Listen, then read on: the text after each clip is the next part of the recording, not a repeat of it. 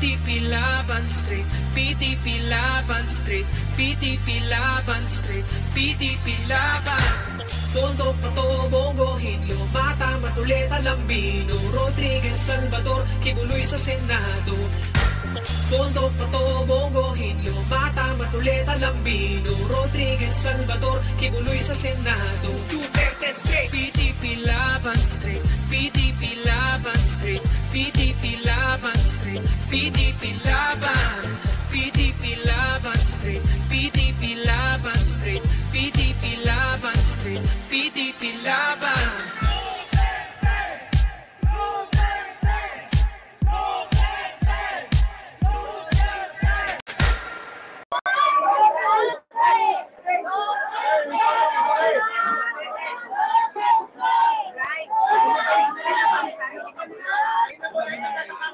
Huwag mo nang maingay, guys. Please.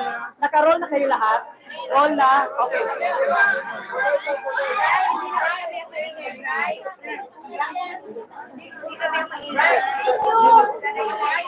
Okay.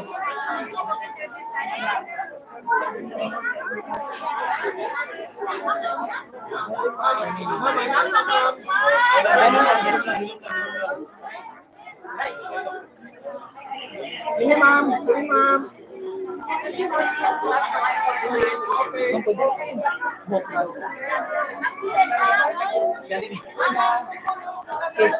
Ma'am, VP, good morning. We have our media friends.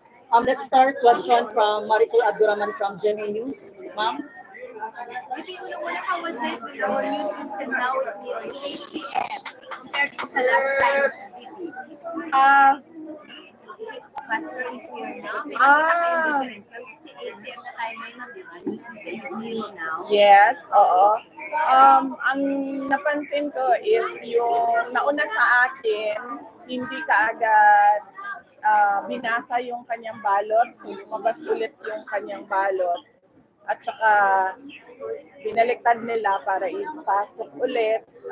Doon na binasa ang kanyang balot. And yung sa akin naman, medyo mabagal lang. Nag-loading siya ng mga ilang seconds lang. Hindi automatic yung kanyang pagpasok ng balot. Other than that, wala naman kayo observe pang any mistake. Yun lang. Ang sa akin, yung nakita ko sa nauna sa akin, na hindi kagad binasa yung balot niya, nilabas ng machine yung balot, tapos inulit pa nila the second time. At yung sa akin, medyo mabagal lang siya. Yun lang naman. I'm sorry ko, katanungin namin ha. Si Kong Kulong at saka si Mayor Bastard, are they able to vote na po ba? Hindi ko alam kung nakaboto na sila kasi hindi ko alam kung saan ang school na voting precinct ni Mayor Baste. Pero si Congressman Pulong Duterte, ang kanyang voting precinct ay sa Catalunan Grande. Okay. Ma'am, as a lawyer, paano po ito? Should Pierre Ordonez again as mayor? How will it go po, ma'am, na nandun po siya sa behavior?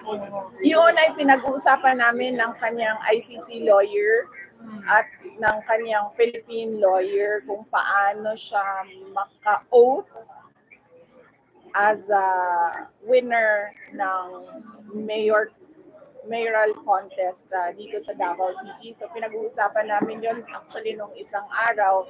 Merong 3 options. Paano siya maka-oath para siya Sara, I love you!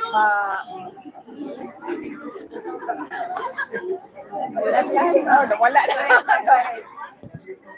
So, ano yan, diba? Election, and then proclamation, and then oath. So, sabi ng lawyer doon sa ICC, once we get the proclamation papers, pag-uusapan namin ulit kung paano makapag-oath si dating Pangulong Rodrigo Duterte. We have until the day after proclamation, until noon of June 30 para siya maka-oath. So, sorry for asking, pero are we seeing the scenario of having an absentee mayor? Well, definitely, yes. Oo, wala talaga siya dito. So ang expectation namin ay mag-acting mayor ang vice mayor. Meron ano po yung last usap ni Ms. Rama bago po yung election today? When was the last time and ano po yung pinag-usapan ni PRRD? Nagkausap kami noong araw na pumunta ako sa Batangas. Tumawag si President Duterte. Nagtanong siya kung kamusta yung takbo ng kampanya. Nagtanong siya kung anong chances nung 10 senators. And binigyan ko siya ng realistic na numbers. And then sinabi niya, well, kung yan yung realistic, sabi niya, iiwan na lang natin sa Diyos yung miracles. At sinabi niya, since tapos na yung kampanya at eleksyon, kung pwede ko ba daw tutukan yung kaso naman niya. Na sinabi ko naman sa kanya na gagawin ko yon. Meron lang kaming mga projects na kailangan gawin sa Office of the Vice President kasi meron kasi kaming project, yung pagbabago program which should roll at the end of a school year.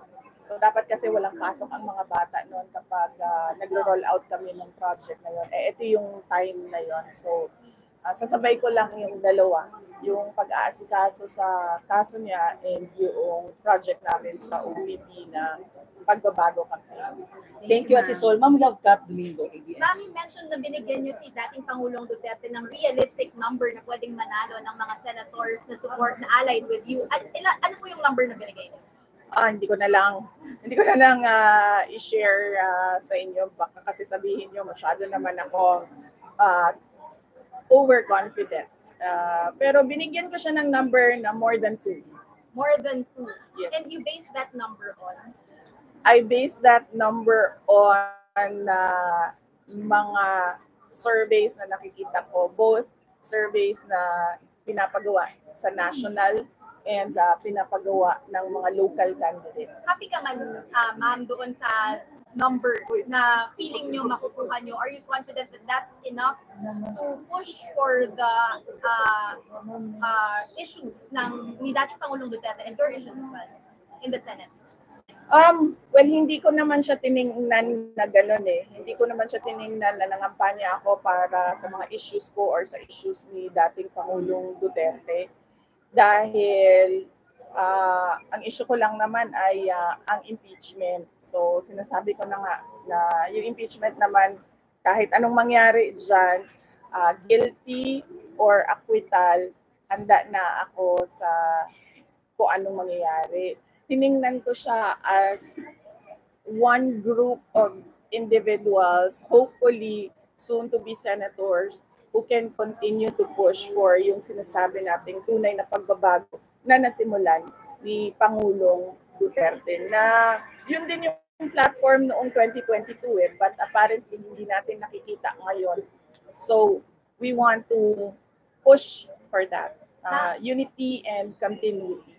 Ma'am, last from my end, nagkaroon po kayo ng Mother's Day dinner last night with your family. May we know some salient points, key discussions tungkol sa perhaps national issues or other issues na kinakaharap ng pamilya nyo during that meeting yesterday with the family? Oo. Wala kaming diniscuss na national issues. Nakita kami ni Congressman Pulong Duterte pero short time lang siya nandoon sa bahay ng mama ko dahil may celebration silang pamilya, sarili nila with his wife. So nagkausap lang kami, in-endorse lang niya sa akin kung ano yung nangyari sa The Hague nung nandoon siya. At sinabi din niya na in-endorse na rin niya sa uncle namin na pupunta doon ngayon para siya na naman yung bibisita kay dating Pangulong Duterte kung ano yung mga nagbago na mga sistema since noong nandoon ako last time.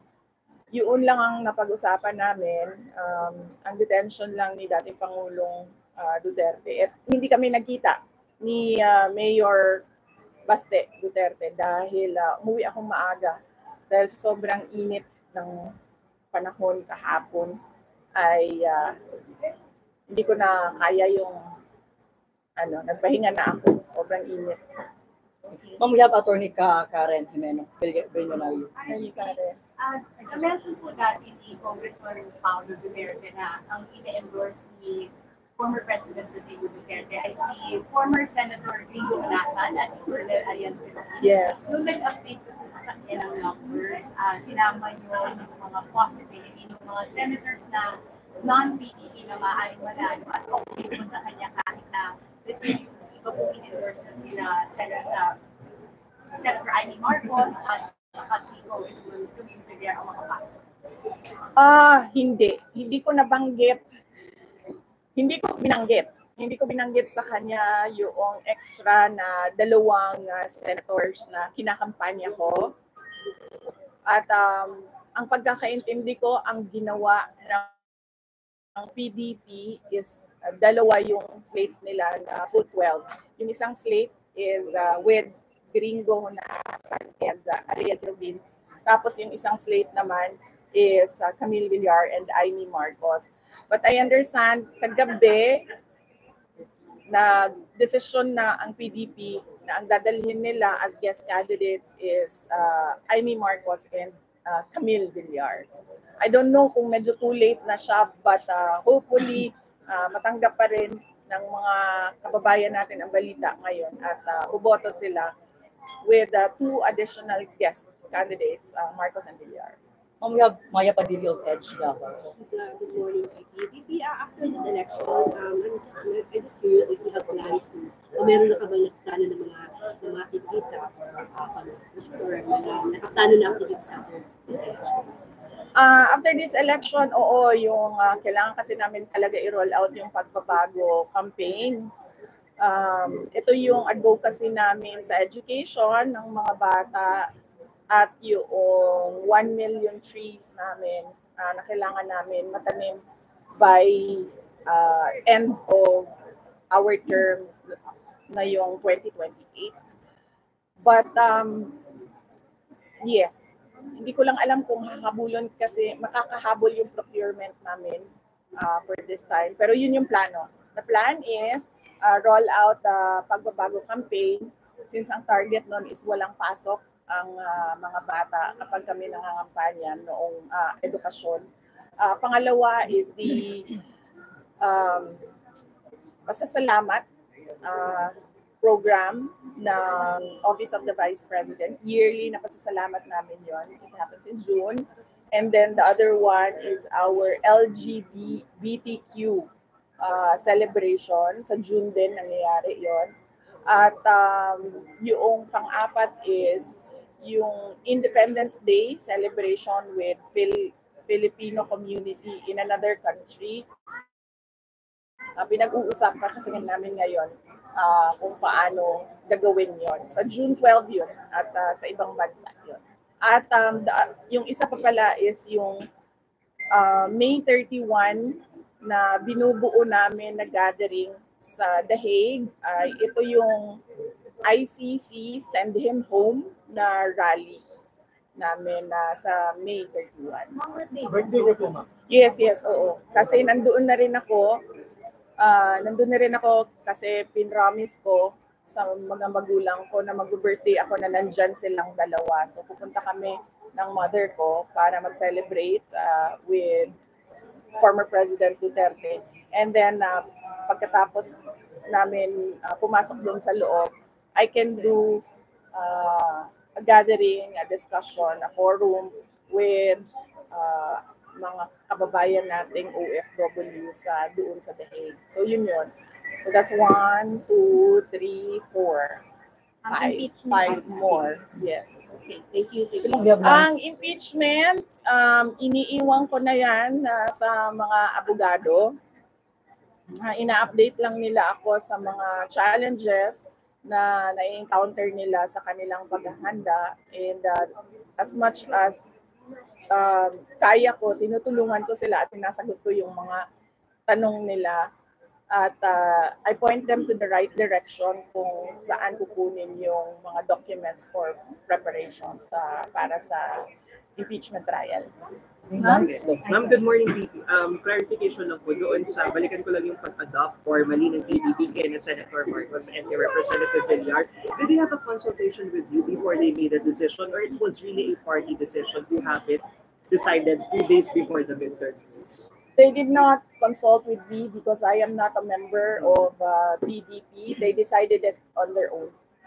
But the former president, Pia, doesn't have an idea about this, ma'am. About Senator Marcos and Representative Villar being guest candidates for people.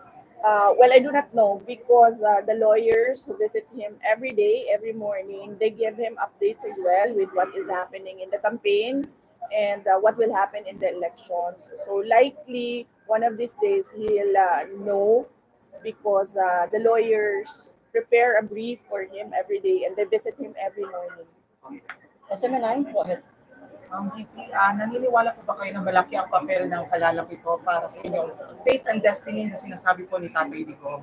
And then, is there any other way po to survive this dark chapter of the Philippine history? Oh, okay. Number one, faith and destiny. Usually kasi pag panganak mo, sinulat na yan eh. So, kahit anong ilag mo or iwas mo or kahit ano pang gawin mong iyak at lahat na mangyayari kasi talaga ang mangyayari sa buhay mo. Hindi mo ma-prevent yan. Palilihis ka lang siguro ng daan, pero babalik ka rin doon where your faith and destiny line is. So, might as well for your peace, tanggapin mo na lang kung ano yung mangyayari. Dark chapter sa history ng bayan natin. I really do hope so. We did our best in campaigning for new individuals in the Senate, and I hope that we made the messaging clear for our kababayans to understand why they should vote straight for the PDP Laban senators. Argel Relator, member 1 Mindanao GM. Ma'am, any update from the lawyers regarding sa appeal for the immediate release after our... Sandali lang ha, kasi maganda to na shot. Pwede na magpa-picture lang. Huwag na kayo gumalaw. Kasi mamaya magkagulo na tayo eh. So,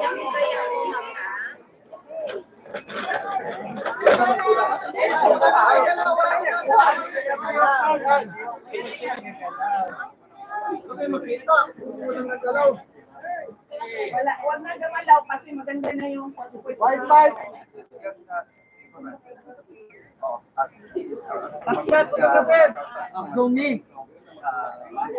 balik. Sikoy.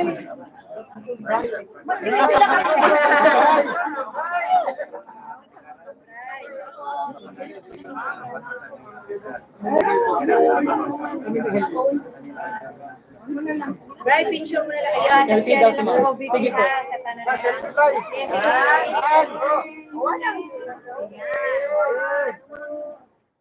okay ba? Tama ng Ang ganda ng shot. Kasi nakaayos kayo, hindi kayo nakagulo. Okay, ano nga ba yung tanong update from the update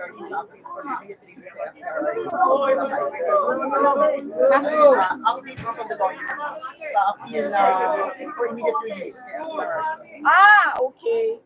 Ang pagkakaintindi ko, wala pang na-file na interim release request ang mga lawyers because they need more documents for submission to the court at ayaw nilang mag-submit ng kulang-kulang na documents. Ayaw ng abogado ng ganun. Gusto niya kompleto yung IR petition, interim release petition niya with supporting documents at ginagawa pa nila yun. Ma'am, any thoughts on the reports na merong rampant na vote buying noong bisperas yesterday, ma'am, a night before pa ng election? Well, nabalitaan ko, merong certain personalities and their residences last night na release ng mga pera at sinabi ko lang sa mga tao, i-document nyo lang and then isulat nyo lang kung ano yung na-witness ninyo doon. And then we will deal with it after election day na. Okay ka? Ma'am, hi. Ako today. Ma'am, whatever the outcome of local elections, what would be your reminder sa mga supporters ninyo? Ang paalala ko lang naman nung nakaraan hanggang ngayon at sa susunod na halalan, unang-una sabi ko nga, yung mga pagkakamali natin as voters, paulit-ulit yon every election. Pumipili tayo kung sino yung sikat, kung sino yung napapatawa tayo, kung sino yung sumasayaw, kumakanta, na-entertain tayo. Hindi na natin tinatanong sa kanila kung ano ba yung mga pangako nila na tinupad nila, na sinabi nila gagawin nila para sa bayan. Pangalawa, political dynasties. Automatic yung boto natin kapag galing sa malaking politika na pamilya. So dapat baguhin natin yon. Tinatanong dapat natin ng kandidato, yes, you are a Duterte, but ano ba ang abilidad mo, ano ba ang kapasidad mo? Hindi na ako lumayo para wala nang matamaan, dito na lang sa akin, personal, ang halimbawa. Pangatlo, ano nga ba yung pangatlo? Paulit-ulit yun, hindi ko pa rin memorize hanggang ngayon. Yes. The vote buying na sinasabi ko na dahil pagod na tayo sa mga politiko na paulit-ulit na lang ang sinasabi pero wala naman tayong nakikitang pagbabago. Ang ginagawa natin, sinishortcut natin kung kanino ako nakatanggap ng 200, ng 300, apparently kahapon 500 ang bigayan, kanino ako nakatanggap ng 500, ayun na lang iboboto ko, pare-pareho naman sila ng sinasabi. Wala namang mangyayari after elections. So, yun yung mga paalala na kailangan pag-isipan ng mabuti ng mga kababayan natin at kailangan magkaisa tayo, magkaintindihan tayo na baguhin natin yung maling ugali na ito. Ma'am, by my Benedicto of Radyo Pilipinas. Why are you wearing black today? Because these are dark times. These are dark times for the country. Hindi talaga nakakatuwa yung nangyayari sa bayan natin. We would expect na kung merong continuity, ibig sabihin merong continuity ng big build. Merong continuity ng build projects, but apparently we don't see that at all. As an example na lang, wag na tayong lumayo. Meron tayong big ticket projects sa Davao City, di ba? Tulad ng high priority bus system that is going nowhere. Na dapat sana ay nagawa na ngayon para nakikita na ng mga kapitbahay natin dito sa Mindanao na pwede naman palang merong maganda, malinis at mabilis na transport system para for goods and people. So hindi natin nakikita yon. Pero ang pangako noon ay itutuloy yan. Kaya sinasabi ko, time is up. Hindi na pwedeng tahimik na lang. Dapat meron na talagang magsabi na hindi nagagawa ng administrasyon kung ano yung karapat-dapat para sa bayan. Ma'am Gabra, go ahead, sir. Ma'am, nakaboto po ba si FDR? At kung hindi po siya nakaboto sa dahil, ano daw po execution? Kasi pwede po siya bumoto. Hindi siya pwedeng bumoto kasi hindi naman siya nakaregister sa absentee voting. And then, ang pagkakaintindi ko, sinubukan ng lawyers niya na magpaalam sa COMELEC na kung pwede bumoto si dating Pangulong Duterte outside of the absentee voting law. Kasi yun lang yung paraan na pwede siyang magboto but hindi siya nakaregister doon. So, ang pagkakaintindi ko, wala siya. Unfortunately, hindi niya na-exercise yung right to vote niya this time. And I'm sure he is sad about that. Nag-file na po ating kampo po sa jurisdiction naman po. Question po natin ang jurisdiction po. Confident po ba tayo doon? At may update po ba ICC lawyers natin? That is something that the lawyers should answer, yung confidence level nila doon sa kanilang arguments. and sa sinubmit nila sa korte. Pero kung ako as an individual, I would say yes, and I hope the judges will listen dahil ito na rin yung posisyon natin noong nag-appeal tayo sa ICC. Posisyon natin as a country. Ito na yon. Sinubmit na natin itong argument na ito noon when we appealed to the ICC. Pero hindi nila tinake up at hindi nila pinansin. Kaya kung makita ninyo doon sa decision, merong mga dissenting opinion doon. At yung sinight nila na expert, yun din yung expert na kinuha namin to argue jurisdiction this time. And we really hope and pray na makinig yung ICC judges. Karin Beltran, ma'am of RMN News. Hello po, Titi. Good morning po. Ang dami po ng mga supporters na namamalapit sa labas ng bahay ni FPRRD. Ano po masasabi natin sa kanila? In the recent po, Titi, may nagsabi po galing sa PNP na fake news daw po yung sinasabing pag-trade. Pero nananatili pa rin po sila sa labas ng bahay ni FPRRD maging sa bahay ni Congressman Bulong. Ano po masasabi natin sa kanila? Message po. Well, unang-una, nagpapasalamat ako sa mga kababayan natin na patuloy na nagmamahal at sumusuporta at nagdarasal para sa pagbabalik ni dating Pangulong Rodrigo Duterte.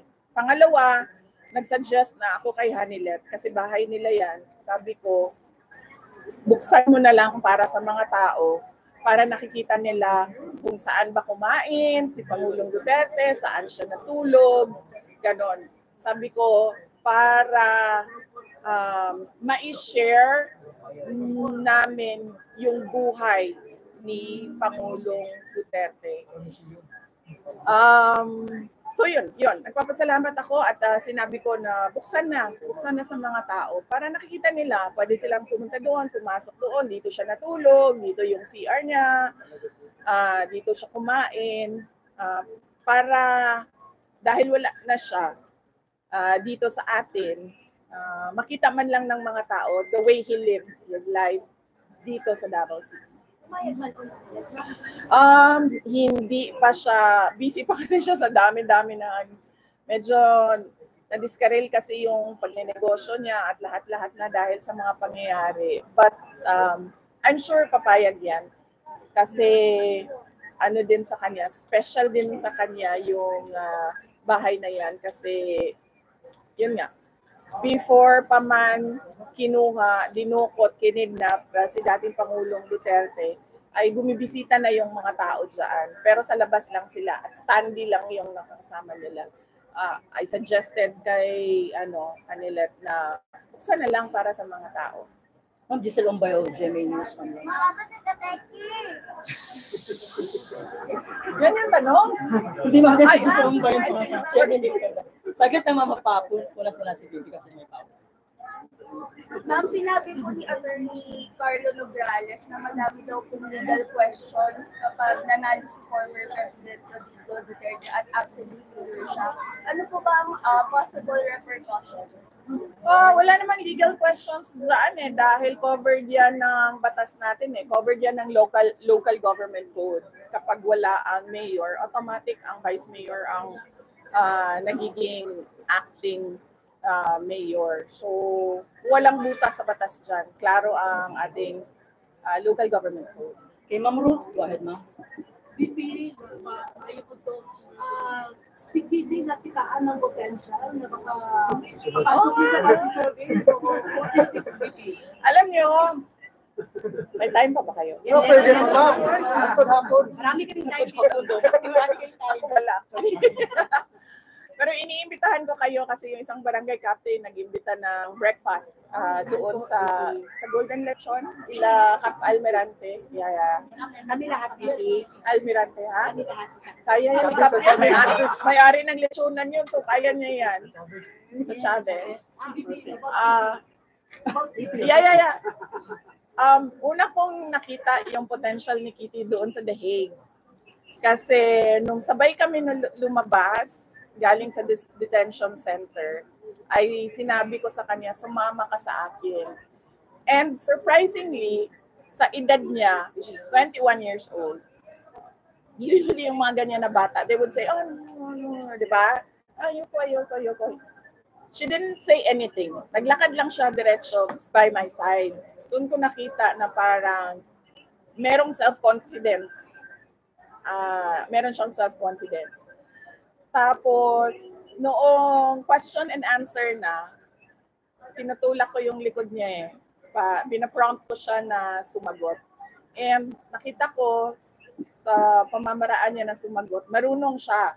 Alam niya kung ano yung wag sabihin, alam niya kung ano yung dapat sabihin, at alam niya paano niya i-craft yung answers niya. Natural sa kanya at 21 years old. Na nakita ko yung wala sa akin noong 21 years old ako. Na-recognize ko kaagad kasi it took me years talaga to accept my faith. Kaya meron siyang resistance sa akin noon. Kasi unang-una gusto ko din talaga mag-doktor, naging abogado ako, gusto ko mag-judge, naging mayor ako. So, merong resistance sa akin noon. But sa kanya, tanggap niya kaagad, diretso, na ito yung likely na magiging buhay ko. I will become a public person. Not necessarily a government official siguro, but alam niya na meron siyang public na persona. So, I'm happy na ganon. Kasi kung makita ninyo sa akin, lalo na yung mga tiga Davao City, ang tagal ko na-develop from 2007 to 2019 to 2022 hanggang ngayon. I was always a work in progress sa aking pagtanggap, sa aking role sa ating bayan. But siya, automatic yon sa kanya. So, masaya ako for her because that is one challenge na hindi na niya kailangan pagdaanan. Yung pagtanggap, acceptance sa kung ano man yung calling mo. So, sino to siya ay yung boyfriend niya, boyfriend niya, confirm na yun. Kinonfirm niya ba? Apo? Confirm niya naman, hindi niya sa IG. Kinonfirm niya ba? Yung apo? Siya na lang siguro mag-confirm. Hindi ko kilala. Ilocano na naman. I know, Ilocano na naman. Hindi ko kilala, nabanggit lang niya. Pero ang pagkakaintindi ko, mabait yung lalaki. Kasi siya yung nung kaguluhan ng March 11, March 12, March 13, siya yung nagbantay kay Kitty kasi nagulo din yung nanay niya. So, ito yung taong na nagbantay sa kanya. So, malamang siguro mabait. Anastasia mong election mo ba? Do you plan to wrestling after the election? Certain invest mo? Dili man. I only need eat and sleep. So, pag nabawi ko yung kain ko at yung tulog ko, okay naman na ako. Wala pang presidente. Ma'am, also dito sa mga kagubot na itabo sa other parts of the Mindanao, Pilipinas. Kagubot sa election? Yes, ma'am. Naaba, wala ang pakibalita. May patayan na riot na nangyayari. Riot? Yes, ma'am. Kanang magpuan ng mga tao. Hindi naman Duterte Marcos na riot. Local issues. Well, yes, sadly, merong mga ganyan na mga pangyayari, election violence, no? And we condemn election violence because ang pagpili ng tao sa kung sino ang gusto niyang leader ay right yan ng tao, kaya respetuhin yan ng mga ibang grupo, no? So we condemn election violence, and I hope that the Philippine National Police and the Armed Forces of the Philippines will do something about it para nagagawa ng mga tao yung kanilang right to vote at nare-respeto yung kanilang choice. Hindi gusto ko na medyo yung supporters ay medyo mixed yung reaction pag-endorse mo kay Senator Amy Marcos. Merong negative. Yes. Ano yung take niyo? Naiintindihan ko, kaya nga sabi ko lagi, ang intro ko kay Senator Amy Marcos, hindi ako namimilit, nandyan siya as a candidate, as an option, dahil we are allowed to vote for 12 senators and 10 lang yung PDP. So nandyan siya na pwede nilang iboto. Ang pinagpapasalamat ko kay Senator Amy Marcos ay yung pagbukas niya noong investigation sa pagdukot dito sa ating bayan kay dating Pangulong Rodrigo Duterte. Dahil napakalaking tulong nun, records doon sa Senate hearing sa ginagawa na case noong legal defense ni dating Pangulong Rodrigo Duterte. So, on that point, sinasabi ko din sa kanya na kung pwede ba, ay huwag siyang tumigil sa investigation. Tumulong din siya sa pagpaparelease kay dating Pangulong Rodrigo Duterte at sa pagpapapalit kay President Duterte dito sa ating bayan. What will happen? What are you going to do if your senatorial slates or your expected senatorial slots will not win? Oh, well, wala tayong magawa, ma'am.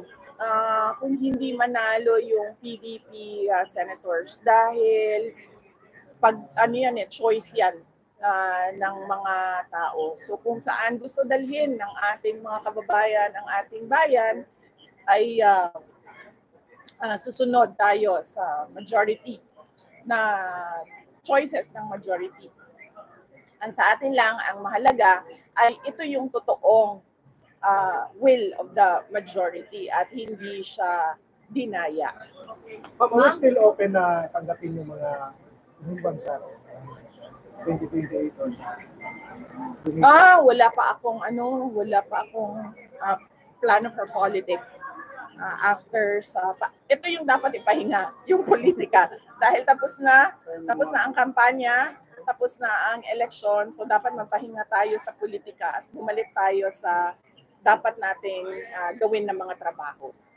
Dahil hindi nga pwede talaga na babangayan lang lagi sa politika. Yung bangayan sa politika, yung atake, yung mudslinging, natural yan sa campaign season. Pero after that, dapat tumitigil yan. Kasi dapat nagtatrabaho lahat. Ma'am, how critical is the midterm elections now? Ano daw? Gaano po ka-critical yung election ngayon? Gaano ka-critical? This is the time or this is the chance for our country to elect new individuals, new faces into the Senate. No? Ito sila hindi galing sa mga dinasiya.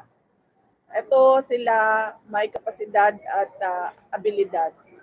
At kung gusto natin makita yung sinasabi natin na ituloy ang tunay na pagbabago, ito yung mga tao na yon. Kasi naiintindihan nila ano yung vision ni dating Pangulong Duterte para sa ating bayan. Bigyan nila ng chance yung PDP dahil ilang beses naman tayo nagpaulit-ulit na naglagay ng mga senators dyan na pare-pareho lang every election. So bigyan nila ng 6 years yung PDP majority sa kanila. And then let's see. Anyway, after 6 years, pwede naman nila tanggalin lahat yan kasi 6-year term lang naman itong mga senators. Alright. Thank you, ma'am. Depende sa inyo. May questions pa po? Meron pa. Basta mga go, Ma'am Jean. Sige, go, Ma'am Jean. Tanong ng mga tao sa live stream natin, sabi nila, hindi pa daw kayo dadala for endorsing Senator Amy.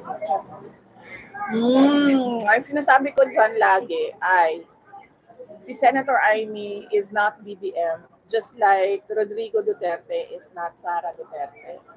Pero pareho sila ng apelido, and I'm sure sa DNA nila merong pareho sa kanila ng mga pag-uugali. Pero pagdating sa trabaho kasi, magkaiba talaga sila. magaling at very particular and meticulous si Senator Amy sa kanyang trabaho, which we do not see kay PBB. Ma'am, you're speaking against political dynasty, but you also came from a political Yes, ma'am, precisely. That's why ako yung may pinaka malaki at solid ang credibilidad to speak about political dynasties because I come from a political dynasty. So wala nang mas matindi pang expert sa political dynasty. Ako yun. So are you saying that are you campaigning against yourself because you also how do you justify? No, I am campaigning about us selecting people automatically based on their family affiliation. We should ask the person first. Okay, Duterte ka. Ano ba ang abilidad mo? Ano ba ang kapasidad mo? Okay, Marcos ka. Ano ba ang abilidad mo? Ano ba ang kapasidad mo? Hindi automatic yon na parang tipong pag-anak, asawa, kapatid, pamangkin, automatic na. Absent a law, that is the most that we can do as voters. Question the capacity and the competence of the candidate. Ang next question mo is, suportahan ko ba ang batas ng anti-political dynasty? Yes, ma'am. Bibigyan nila ako ng pagkakataon na sumulat, ako yung susulat. Ako yung pinakamagaling sa political dynasty. Ma'am, ilang limit ang bibigay mo for political dynasty? How many members? Hindi ko pa sinusulat. Pero pag bigyan ninyo ako ng chance na sumulat, ako susulat niya. Ma'am, inopen niyo sa... Ito si Ronald Cardema, hindi man lang nag-consult sa akin paano isulat yung articles of impeachment. Tuloy, ewan ko. Maganda ba pagkasulat niya? Oo nga, pero hindi pa na-file, ma'am, kasi holiday po. Tuesday, I think, or tomorrow, he will be filing it. Ma'am, ano po? Kung tinanulan niya ako, di ako sumulat niya. Mas maganda yan pagkasulat. Kompleto yan. At ano. I don't have a vote in the House of Representatives eh. So, But your take on that, ma'am? Yung pag-file po niya ng impeachment against the president. well, yun siguro ang damdamin ng Duterte Youth at yun yung consensus ng members ng Duterte Youth party list. So malamang kaya nila ginawa kasi nga yun yung gusto ng majority ng kanilang party list. And we can only watch and maybe support him. But I've not read the articles of impeachment. So hindi ko alam gaano siya kaganda pagkasulat. At gaano kaganda yung supporting documents para sa evidence. How does your family feel about your stance on political dynasty? Quiet sila. Hindi nila quiet sila. Hindi walang nagte-take up ng lahat kasi ang pinag-uusapan is yung detention ni PRD sa Hague. So walang nag-bring up ng politics sa bahay. Hindi sila na-offend na parang you're not actually actively campaigning for them? Oh, I did campaign for them. Hinabol ko yung rally nila dito, yung meeting de avance nila dito sa Batangas to dito. Kaso sobrang lakas daw ng ulan, na-shorten yung rally nila. So hindi ko siya inabutan. And I made sure to record videos endorsing them. Nag-endorso ako sa kanila. Ma'am, do you worry about the condition now of the president at the Hague? Or if there's something that you worry about him, ano po yun, ma'am? Ang worry ko, ma'am, ay baka ma-slide. Kasi walang assistant sa loob ng kwarto eh. So yun yung worry namin. Baka ma-slide sa banyo, which is common sa mga elderly. Na nasa slide sa banyo, sa kwarto. Yun yung worry ko. Wala naman akong worry sa mga gamot niya kasi may nurse. So, ina-assist siya sa pag-inom ng kanyang mga kinakailangan na gamot. Wala din kaming problema sa food kasi minomonitor yung intake niya ng mga lawyers, ng mga doctors. Ang problema lang talaga namin ay yung mga kapag gumalaw siya, wala siyang assistant. But naiintindihan ko din na pinipilit siya ng doctors niya to be independent kasi gusto ng doctors niya na gumalaw siya at gamitin yung muscles niya. Okay, ma'am, last question tayo, ma'am. Yes. Please. Okay, go ahead. I know, hello Silingan, Albang Talbaya ko. Anyway, ma'am, I know it's quite premature, but what is your birthday message this coming May 31? Wait lang. Hindi ko pa naman sa lahat ng bagay yan ang hindi ko na pa. Birthday wish. Birthday Birthday wish na lang, ma'am. Alam, hirap ng tanong mo. Oo, ang hirap ng tanong mo kasi Magkawad mo, Carloy. kasi dalawa yan eh. Unang-una para sa bayan. Ito yung mga senators ng PDP, di ba? Tapos pangalawa, para kay PRD kasi in detention siya. So, pwede pang wishes. Okay, dalawa. Ang unang wish ko ay, sino ang genie dito? Saan ang genie? Okay? Sige, go. Oo. Unang wish ko ay sana manalo diretso ang pero after the fact naman ito ng election, so pwede pa ba ito by May 31? I hope. Para sa Bansya lang po. Sige lang po kasi hindi naman tinanong sa'yo. Yeah. Sige.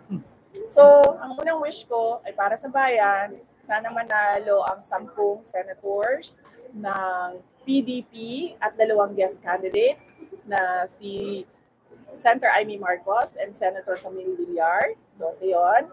At pangalawang wish ko, sana ay ma-release na si dating Pangulong Rodrigo Duterte sa detention center sa ICC. Thank you po. Thank you. Picture the last one. Okay, last picture si ma'am na sa...